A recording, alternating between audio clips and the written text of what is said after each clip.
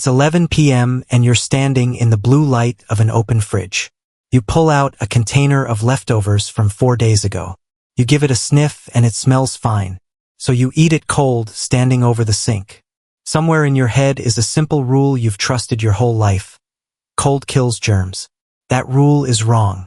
Cold doesn't kill most bacteria at all, it just slows them down. And one specific killer barely slows down. There's a bacterium that scientists call psychotrophic, which is just a fancy way of saying cold-loving. It multiplies at refrigerator temperatures in the dark in your own kitchen while you sleep. Its name is Listeria monocytogenes. Unlike almost every other foodborne bacteria, it doesn't need warmth to thrive. To understand why your fridge can't fully protect you, you first need to understand what your fridge was actually built to do. Food safety scientists talk about something called the danger zone. That's the range between 40 degrees Fahrenheit and 140 degrees Fahrenheit, or about 4 to 60 degrees Celsius. Inside that zone, bacteria like Salmonella and E. coli can double their population in as little as 20 minutes. Your fridge exists to push food below that zone into the cold, where most of those bacteria go dormant. That part of the system works. It's the part nobody mentions that doesn't. Most bacteria stall out below 40 degrees.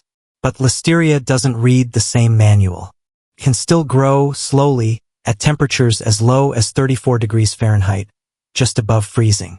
Not fast, not dramatic, just patient. Give it 2 weeks in your deli drawer and a small, invisible population becomes a meaningfully larger one. So why hasn't your fridge already made you sick 100 times over? Because it depends on where inside the fridge you're actually looking. Here's the part most people never think about. Your fridge is not one single temperature. It's a small climate system with warm spots and cold spots. Every time you open the door, warm kitchen air rushes in and settles against the door shelves. That makes the door the warmest real estate in the whole appliance. It's also exactly where most people keep milk, eggs, and condiments, the items that need the most protection. A U.S. government survey of home refrigerators found many were running warmer than the recommended 40 degrees, some by several degrees. A few degrees doesn't sound dramatic. But for a cold-tolerant bacterium with weeks to work, it's the difference between a stalemate and a slow victory. There's a related wrinkle most people never learn, and it starts with a completely different food group. Fruits and vegetables release a gas called ethylene as they ripen, an invisible chemical signal that essentially tells nearby produce to hurry up and ripen too. Bananas and apples are heavy ethylene producers. Leafy greens and berries are ethylene sensitive, meaning they rot faster just from sitting near the wrong neighbors. Pack them into the same crowded crisper drawer and you've built a small chemical countdown clock. One piece of fruit quietly aging the rest. Faster spoilage means faster bacterial colonization, because decaying plant tissue is exactly the environment bacteria prefer. Your fridge isn't just fighting temperature now, it's fighting its own produced drawer. There's a second mechanism working against you, and it isn't temperature at all, it's texture. Look closely at the rubber gasket that seals your fridge door.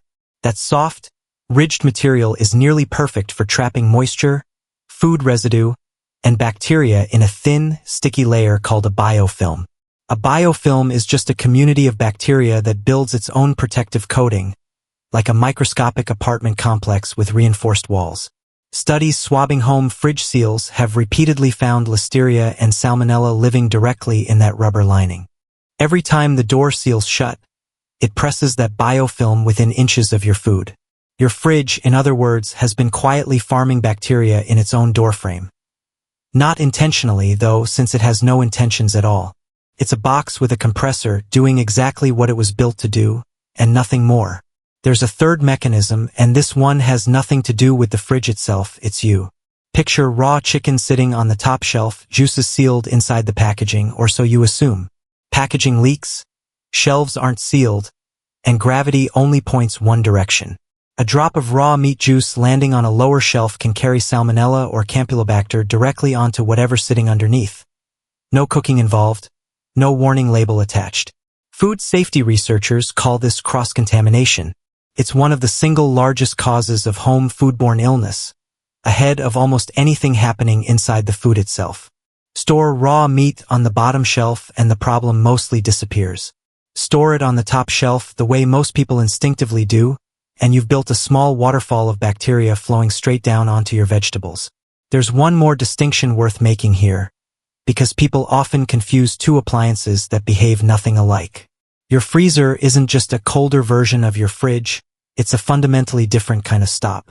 At 0 degrees Fahrenheit or about -18 Celsius, bacterial growth doesn't slow down, it halts almost completely. That's why freezing is a genuine pause button in a way refrigeration never quite manages to be. That's also why thawing frozen food on the counter undoes all of that progress at once, dragging the food straight back through the danger zone at room temperature instead of the controlled cold of a fridge. But if all of this is true, why isn't this front page news? Because most healthy adults who eat contaminated food get mildly sick or don't notice at all, and the story ends there. For certain people, it doesn't. In the fall of 2011, cantaloupes grown at Jensen Farms in Colorado were found to be contaminated with Listeria, traced back to a packing facility with dirty equipment and pooling water on the floor. The outbreak spread through 28 states, 147 people were hospitalized, and 33 people died. That made it one of the deadliest foodborne outbreaks in modern U.S. history. The cantaloupes had been refrigerated the entire time, exactly as instructed, exactly as everyone assumed would keep them safe. Cold storage didn't fail because it was broken. It failed because it was never designed to stop this particular threat. Investigators later traced the contamination to old, hard-to-clean equipment at the packing plant, the kind of equipment that creates the exact same biofilm problem your fridge seal creates, just at industrial scale. Same mechanism, same blind spot, just multiplied across an entire harvest. Part of what made that outbreak so hard to trace is something most people never learn about Listeria specifically. Its incubation period can stretch up to 70 days. That means someone can eat contaminated food in 1 month and not fall ill until a different month entirely, long after the leftovers are gone and the memory of them has faded. Here's the part that should genuinely unsettle you. Pregnant women are roughly 10 times more likely than the general population to contract listeriosis, according to the CDC. The infection can cross the placenta, and it's linked to miscarriage, stillbirth, and severe illness in newborns. The foods most often responsible aren't exotic. They're deli meats, soft cheeses, unpasteurized dairy, and pre-cut melon, the kind of food that sits in your fridge for days, looking completely normal. And here's the detail that makes this genuinely dangerous instead of just unpleasant. Listeria doesn't smell, it doesn't taste off, and it doesn't visibly spoil the food around it. Every warning sign you were trained to rely on since childhood simply doesn't apply to this particular threat. So what can you actually do? Less than you'd like, and that's worth saying plainly instead of pretending otherwise. You can't sterilize your fridge, and you can't outsmell a bacterium with no smell. What you can do is keep your fridge at or below 40 degrees Fahrenheit, checked with an actual thermometer instead of trusting the built-in dial. You can wipe down the door gasket regularly, since that rubber seal is doing far more biological work than you'd expect. You can store raw meat on the bottom shelf, sealed in its own container so gravity works for you instead of against you. You can also cool leftovers in shallow containers rather than deep ones, since shallow food drops out of the danger zone far faster than a tall pot ever will. And you can treat use within a few days as a real deadline for deli meats and soft cheeses, not a polite suggestion. If you're pregnant or caring for someone who is, those specific foods are worth avoiding altogether, not just refrigerating carefully. None of this makes the fridge dangerous, it makes it limited. That's a very different thing, and an important distinction to hold on to. So picture that same fridge again, glowing in the dark kitchen at 11 p.m. You're holding the same container of 4-day-old leftovers. You give it the same sniff out of the same old habit. This time you know what that sniff can't tell you. Your fridge was never a vault, it was only ever a delay, and the difference between those two words is where people quietly get sick.